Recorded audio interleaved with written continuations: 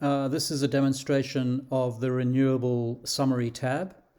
The Renewable Summary tab shows you how renewable electricity, certainly the non-hydro, so wind, large-scale solar and rooftop solar, has changed across the NEM, and what effect that's had on the residual demand, which is operating demand, minus the variable renewable production. So firstly, let's start with the display. As you can see, for Victoria from the 1st of January 2013 to the end of September 2023. And I've started off with a quarterly view. Again, as with the other tabs, you can change the time frequency. If we wanted to have fewer bars, we could click on an annual view and have a look at how the data has changed annually. Click on the maximize panel to get a clearer shot.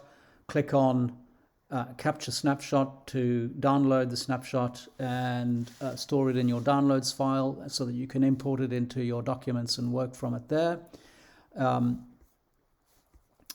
Let me block that. One of the fantastically useful tools, this is in fact one of my favorites, is to see what's happening to the residual demand.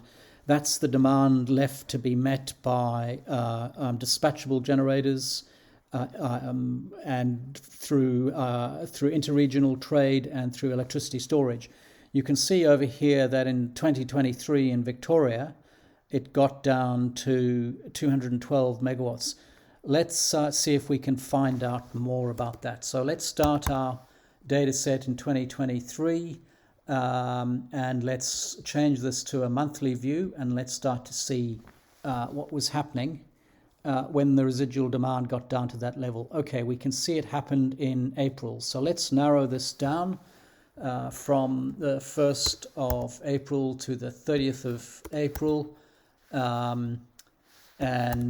Let's change this now to a daily view so that we can see which day it was happening on.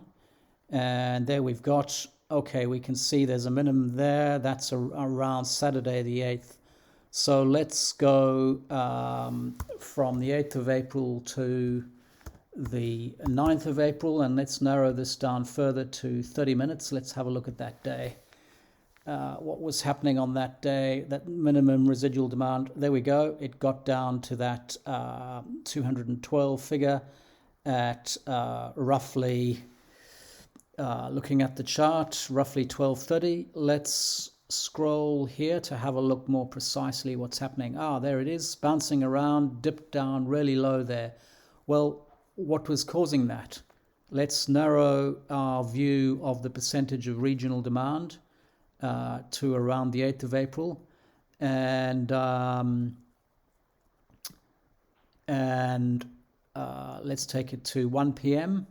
roughly when we see the peak, and there it is. The sum of peaking rooftop solar as well as large-scale solar as well as peaking wind and operating demand, which at that time wouldn't necessarily have been huge, meant that wind and solar had met all of the operational demand, and that's when the residual demand got down to that minimum level.